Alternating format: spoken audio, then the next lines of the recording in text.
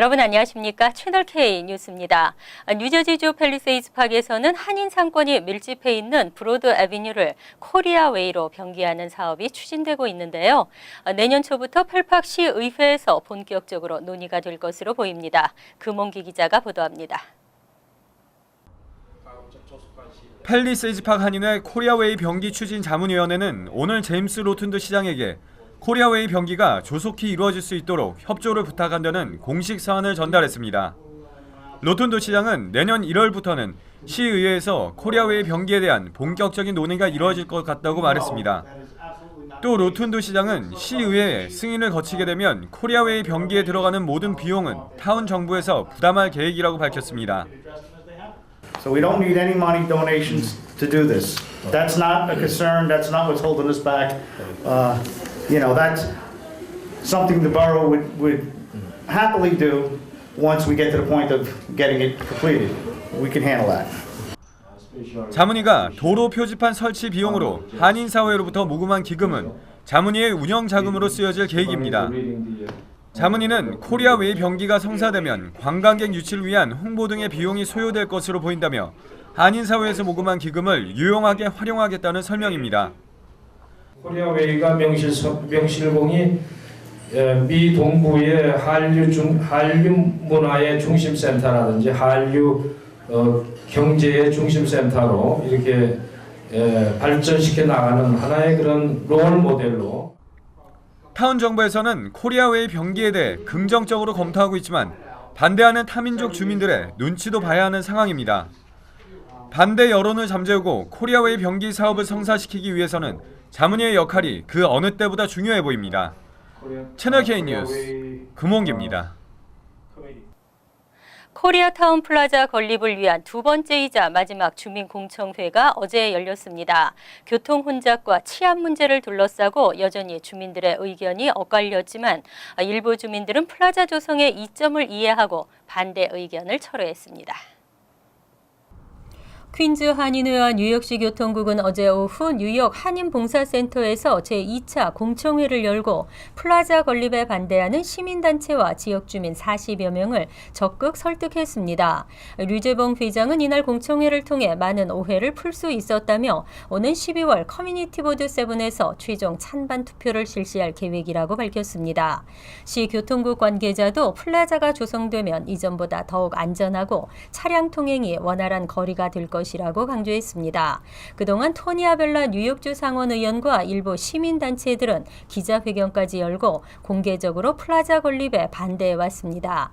여전히 일부 주민들은 플라자가 세워지면 주변이 시끄러워지고 치안 문제가 발생할 것이라며 반대 입장을 보이고 있습니다.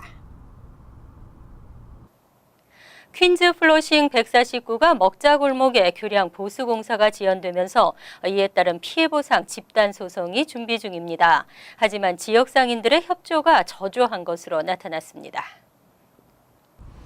플러싱 먹자골목 상인 번영회의 김영환 회장은 지금까지 10개 업체로부터 피해 보상 신청을 접수받았지만 당초 목표인 50개 업체에 한참 못 미치고 있다고 밝혔습니다. 김 회장은 이와 같은 추세로는 소송 제기에 차질을 빚게 된다고 덧붙였습니다. 플러싱의 대표적인 한인 상권인 149가 먹자골목에 루즈벨트 애비뉴와 41번가에 놓인 교량은 지난 2010년 보수공사를 시작했지만 심각한 결함이 발견됐다는 이유로 폐쇄된 이후 현재까지 개통이 금지됐습니다. 이에 먹자골목 상인 번영회와 퀸즈 한인회는 지난달 13일 기자회견을 열고 주변 상인들의 피해가 심각하다며 시공업체를 상대로 집단소송을 제기한다고 밝힌 바 있습니다. 김 회장은 소송을 통해 교량 폐쇄로 인한 주변 상인들의 피해가 크다는 사실을 뉴욕시와 시공사에 알려야 한다면서 업체들의 협조를 당부하고 있습니다. 애초 집단소송의 신청 접수 마감 기한은 오는 10일이었지만 상인들의 참여 저조로 30일까지 연장됐습니다. 미국이 원정 출산으로 막대한 손해를 보고 있다고 알려진 것과는 반대로 오히려 적자는 경제적 이득을 누리고 있다는 분석이 나왔습니다. 특히 최근 폭발적으로 증가한 중국인 원정 출산 임산부들이 미국 내에서 쓰는 돈은 10억 달러에 달하는 것으로 나타났습니다.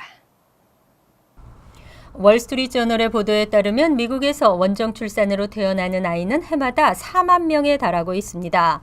이 가운데는 특히 중국인들이 많은 것으로 집계됐습니다. 상무부의 통계를 보면 해마다 미국을 여행하는 중국인은 220만 명 정도에 달하고 이들이 미국 내에서 지출하는 여행 경비는 240억 달러에 이르고 있습니다. 월스트리트저널은 이 가운데 원정 출산을 목적으로 미국을 찾은 임산부가 상당수 포함되어 있다고 보도했습니다. 이들은 주로 4만에서 8만 달러에 달하는 패키지 여행 상품을 이용하고 있습니다. 여기에는 숙박비와 교통비, 신생아 미국 비자, 취득 경비 등이 포함되어 있습니다. 이외에 원정 출산 임산부들이 미국에서 쓰고 가는 돈은 줄잡아 10억 달러에 달한다는 분석까지 나오고 있습니다. 월스트리트저널은 미국 내 원정 출산은 이미 막대한 이익을 창출하는 사업으로 자리 잡았다고 지적했습니다. 전문직 취업비자 서류 처리가 극심한 정체 현상을 빚고 있습니다. 취업비자를 새로 발급받거나 연장 수속을 하는 신청자들의 불편이 가중되고 있습니다. 뉴욕 일원 이민 변호사들에 따르면 회사를 옮기면서 H-1B 비자를 새롭게 발급받거나 혹은 취득 후 3년이 지나 추가 연장 신청을 할 때 현재 6개월까지 소요되는 것으로 나타났습니다. 한 이민법 전문 변호사는 지난 4월 신청자가 몰리면서 전반적인 취업 비자 관련 서류 소속이 지연되고 있다며 최근에는 신규 신청자에게 추가 서류 요청을 하는 사례도 있다고 전했습니다. 또 통상적으로 취업 비자 연장 시에는 추가 서류 요청이 없었지만 최근에는 승인됐던 서류까지 다시 살펴보는 사례도 많다고 설명했습니다. 이민국은 H-1B 비자를 소지한 노동자가 기한이 만료되기 전 적절한 시점에 연장 신청을 한 경우에는 기한이 만료돼도 240일 동안 합법적인 체류와 취업을 허용하고 있습니다. 하지만 운전면허증을 갱신해야 하는 H-1B 소지자들은 어려움을 겪고 있습니다. 운전면허증 갱신을 위해서는 합법적인 거주를 증명해야 하는데 비자 승인서 발급이 늦어지면서 갱신을 못하는 사례도 속출하고 있습니다. 미국 국민들이 OECD 회원국 중 가장 많은 약을 복용하는 것으로 나타났습니다. 약값도 다른 선진국 국민들과 비교해 평균 2배를 지출했는데요. 하지만 예상 수명은 오히려 더 짧았습니다.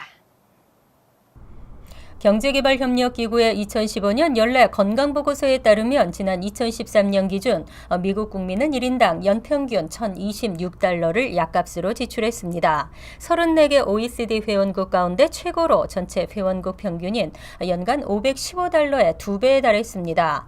2위인 일본의 752달러보다도 250달러 이상 많았습니다. 한국 국민은 1인당 평균 436달러를 지출했습니다.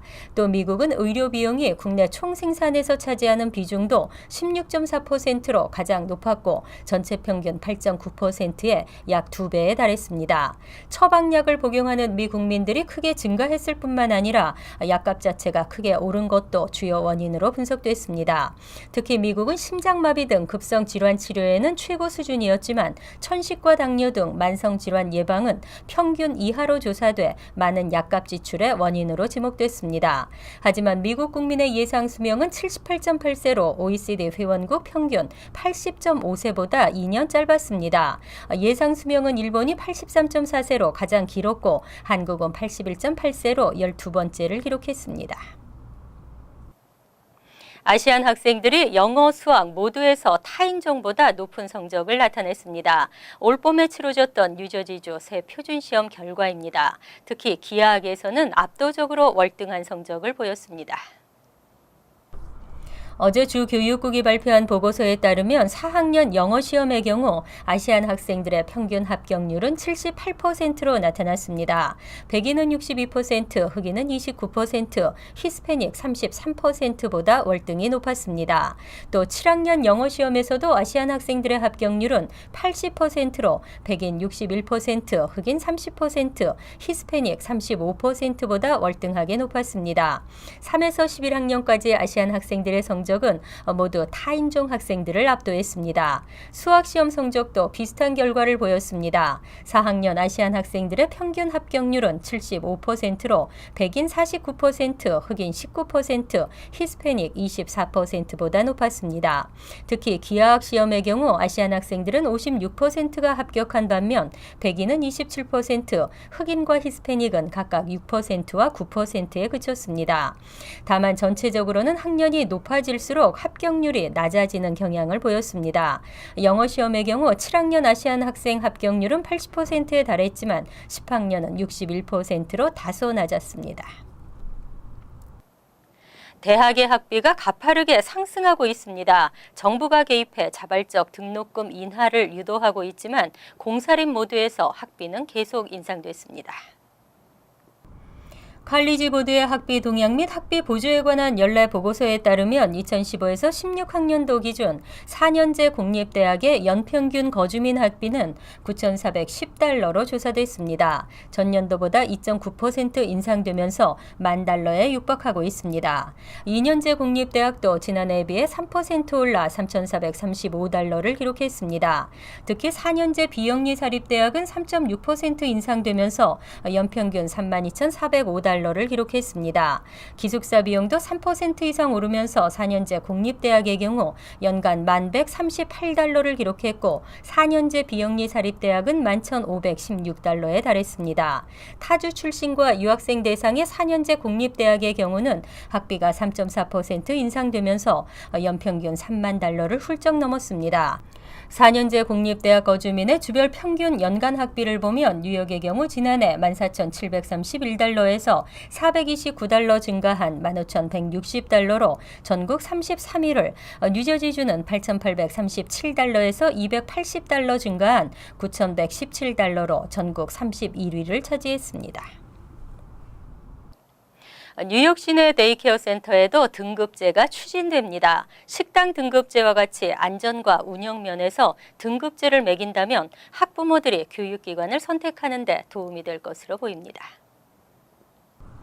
제프 클라인 뉴욕주 상원의원과 다이앤 사비노 뉴욕주 상원의원은 어제 뉴욕시 데이케어 센터에도 등급제를 도입하는 방안을 추진하고 있다고 밝혔습니다.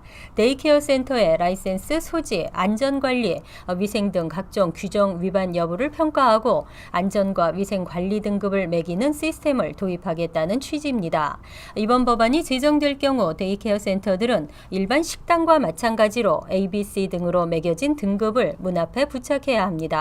클라인 의원은 많은 데이케어 센터들이 상습적으로 규정을 위반하고 있는데도 부모들에게 그러한 사실을 알리지 않고 있다고 지적했습니다. 하지만 안전과 운영 관리 등급을 공개할 경우 어린 자녀를 데이케어 센터에 보내는 학부모들이 교육기관을 선택하는 데 큰 도움이 될 것이라고 강조했습니다.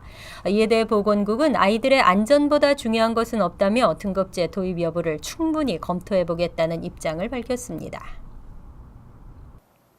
이번 겨울 뉴욕 일원 폭설과 한파에서 한시름 놓아도 될 것으로 보입니다. 비가 적게 내리고 기온이 높은 엘니뇨 현상이 두드러지면서 따뜻한 겨울이 예상됐습니다. 국립해양대기청은 태평양 중동부 해상 온도 데이터를 분석한 결과 해수 온도가 예년의 평균치를 높게 상회했다고 밝혔습니다. 이에 따라 올 겨울은 비교적 비가 적게 내리고 기온이 높은 엘니뇨 현상을 맞을 확률이 90%라고 설명했습니다. 엘니뇨는 적도 부근의 남미 해안에서 중앙 태평양에 이르는 넓은 수역에서 온도가 지속적으로 높아지는 현상으로 2에서 7년마다 한 번씩 불규칙하게 발생합니다.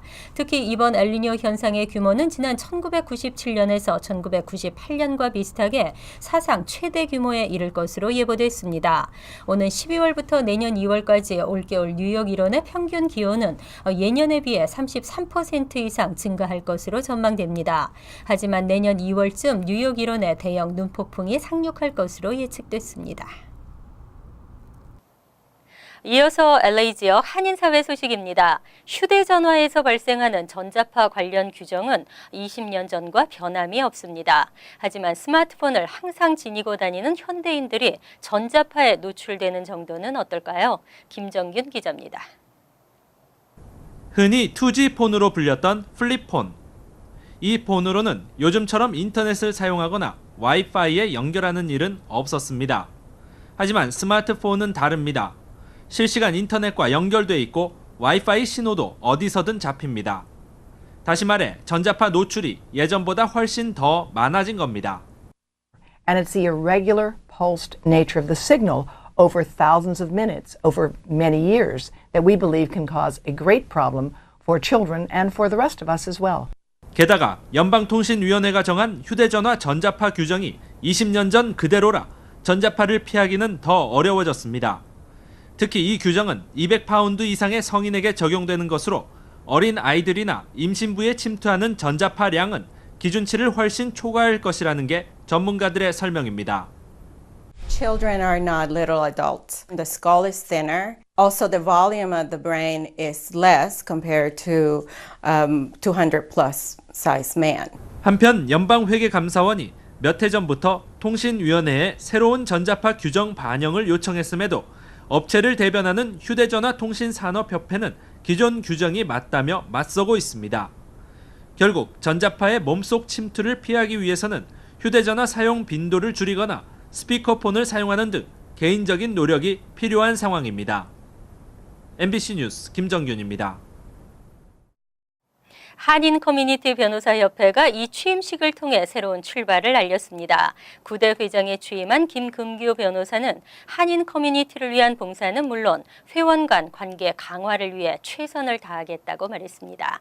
조한규 기자가 이 취임식 현장을 다녀왔습니다. 한인 커뮤니티 변호사협회 KCLA가 새로운 리더십으로 옷을 갈아입고 힘찬 출발을 시작했습니다.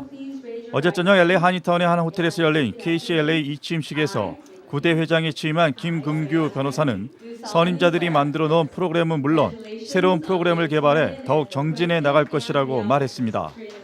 그 변호사들 선후배 간의 어떤 관계를 좀 더 돈독히 하기 위해서 멘토 멘티 프로그램을 하려고 합니다.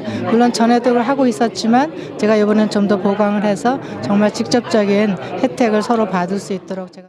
김금규 회장은 나아가 타인종 타 커뮤니티 변호사협회와의 협력 관계를 추진해 화합과 상생의 프로그램을 만들어가고 싶다는 포부도 밝혔습니다. 지난 1년 동안 KCLA의 회장으로서 역할을 마치고 이임하는 에드워드 정 변호사는 아쉬움이 없진 않지만 후임자들이 더 나은 방향으로 KCLA를 이끌어주기를 기대했습니다. 처음에 제가 여기에서 1년 전에 회장 취임했는데 벌써 1년이라는 세월이 지나가고 지금 생각해보면 잘한 것도 있는 것 같은데 못한 것 좀 부족한 것도 있는 것 같아서 좀 아쉬운데 우리 김 변호사님이 굉장히 스마트하시고 그리고 리더십이 굉장히 강하시기 때문에 저희가 못했던 거 우리 김 변호사님 꼭 이루리라고 생각됩니다. 이날 이 취임식에는 KCLA 회원뿐만 아니라 각계각층의 인사 250여 명이 참석해 새롭게 출범하는 김금규호 출발을 축하했습니다. KCLA가 수여하는 한인 커뮤니티 봉사상은 글렌데일 위안부 평화의 소녀상 건립에 지원을 아끼지 않은 프랭크 퀸테로 전 글렌데일 시장의 몫이 됐습니다.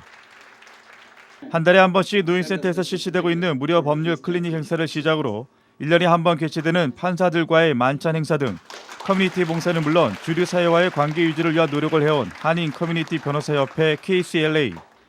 새로운 도전, 변화와 봉사. 이젠 KCLA 새 회장단의 몫으로 남게 됐습니다.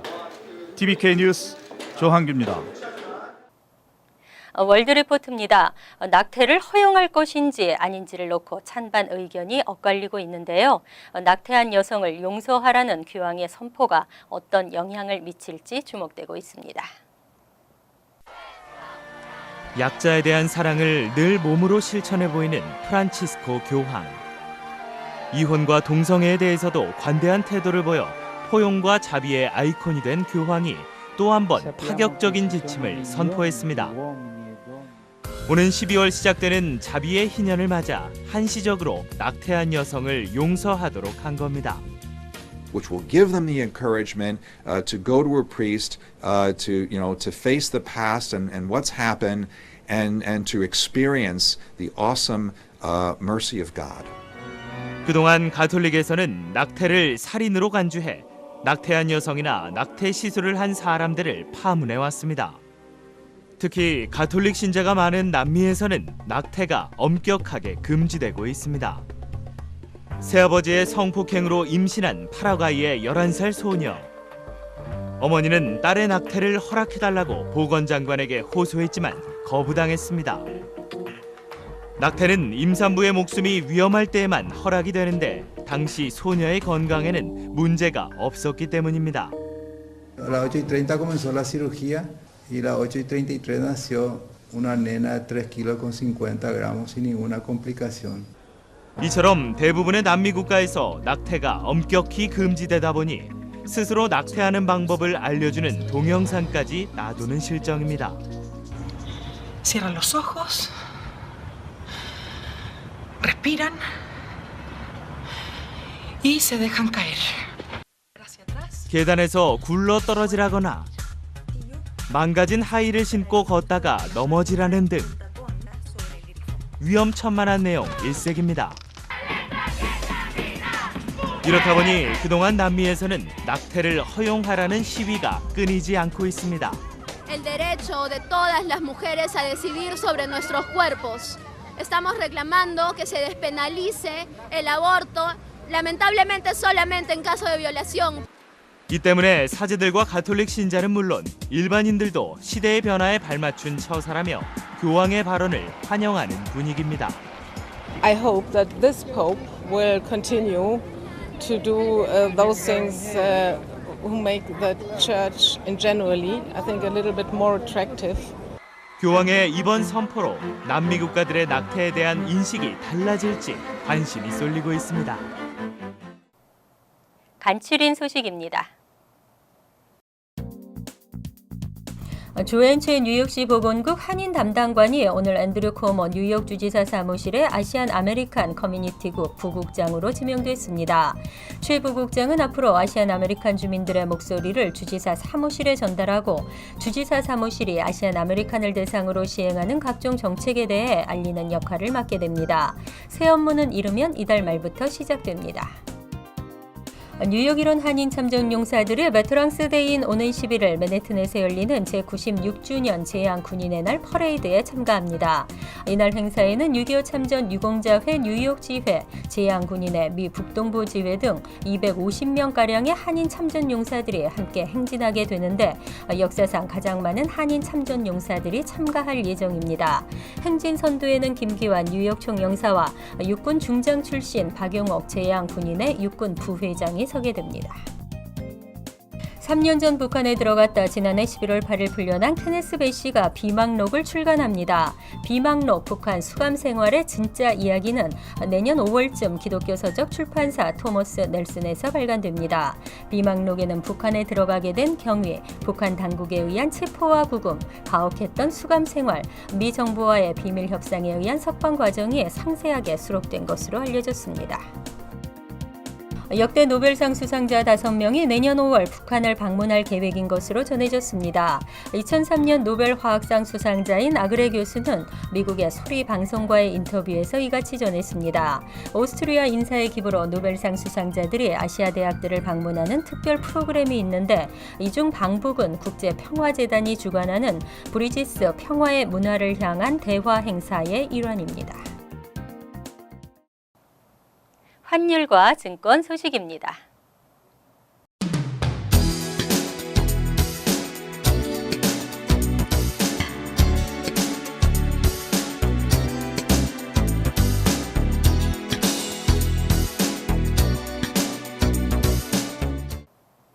이어서 날씨입니다.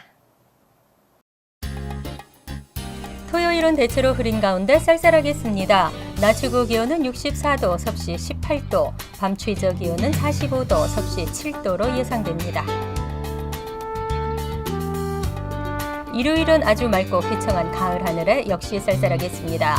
월요일도 화창하겠지만 쌀쌀한 날씨가 이어지겠습니다. 화요일은 구름이 끼는 대체로 맑은 날씨가 이어지겠습니다.